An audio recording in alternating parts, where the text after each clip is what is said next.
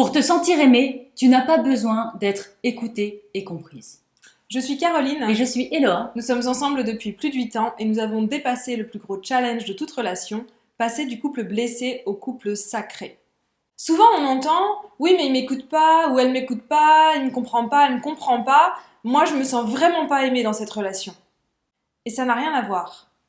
Le fait d'être écouté par l'autre, même si demain l'autre s'asseyait et t'écoutait pendant 3 heures, tu ne te sentirais pas plus aimé. Et c'est vraiment de ça dont on veut te parler aujourd'hui, parce que la vraie différence, la clé pour te sentir aimé, ce n'est pas que l'autre t'écoute, c'est que vous soyez capable de vous rencontrer de cœur à cœur. Comment fait-on pour se rencontrer de cœur à cœur? Alors t'arrives et tu fais cœur-cœur. Du bisounours. Pour se rencontrer de cœur à cœur, il faut que tu apprennes à te montrer vulnérable et authentique dans ta communication, dans tes interactions avec ton ou ta partenaire. Et c'est peut-être une des choses les plus effrayantes qu'on peut vivre dans une relation, surtout quand on en est à ses débuts et encore plus quand ça fait 10 ans qu'on travaille sur le même mode de fonctionnement avec le même schéma. Je ne sais pas quels sont tes drivers personnels. Moi, je sais que dans mes drivers très hauts, j'ai le « sois forte ». Le plus haut, c'est « sois parfaite » et ensuite, c'est « sois forte ». Alors, « sois forte et parfaite », tu vois, ça me met un peu de pression.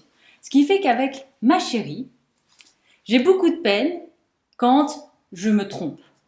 J'ai beaucoup de peine à reconnaître que là, je me suis ratée, que là, j'ai mal fait, que là, j'aurais pu mieux faire, ou encore que là, le pire du pire, attention, j'ai besoin d'aide.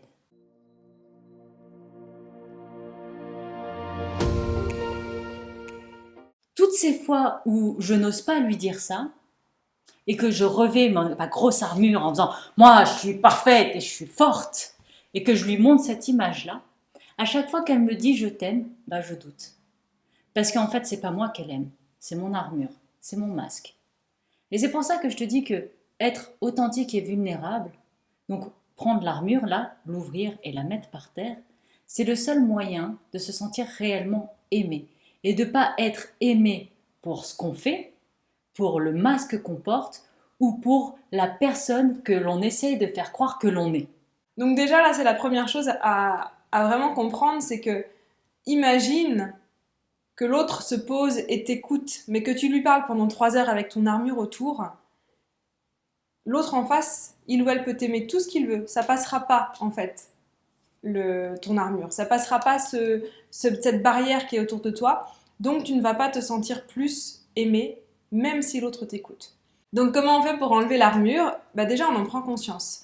En fait, à partir du moment où tu as conscience des moments, conscience des actions ou des paroles ou des ressentis que tu as à chaque fois que tu mets ton armure, à chaque fois que tu as une barrière pour te protéger du reste du monde, à chaque fois que tu évites d'être totalement toi, plus tu vas prendre conscience de ces moments-là, plus tu vas être capable de les changer.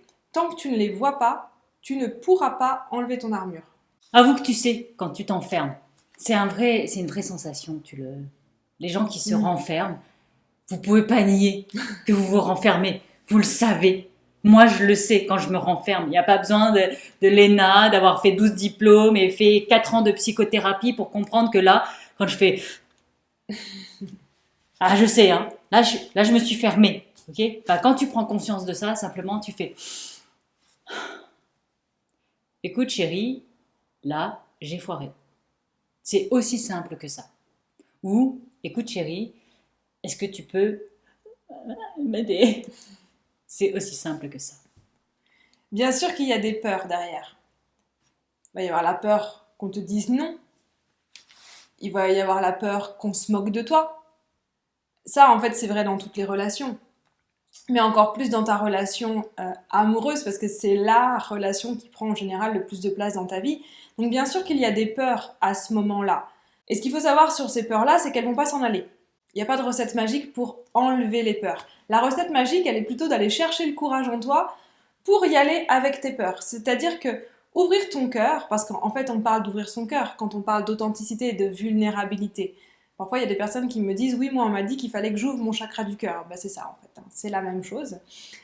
Ouvrir son cœur, ça fait peur. Et ça le fera toujours, en fait. Je crois pas que ça change un jour. Simplement, on s'habitue, au bout d'un moment, à avancer avec nos peurs. On s'habitue à avoir peur et à y aller quand même. C'est ça le courage. Donc en fait, être authentique et vulnérable, ça demande énormément de courage, surtout les premières fois. Mais ça va faire une différence fondamentale dans la manière dont tu vas te sentir aimé dans ta relation. Parce qu'à partir du moment où tu sauras être authentique, où tu arriveras à être de plus en plus vulnérable, à ce moment-là, quand la personne va te dire je t'aime, tu vas pouvoir y croire. Et parce que tu y crois, tu te sens aimé.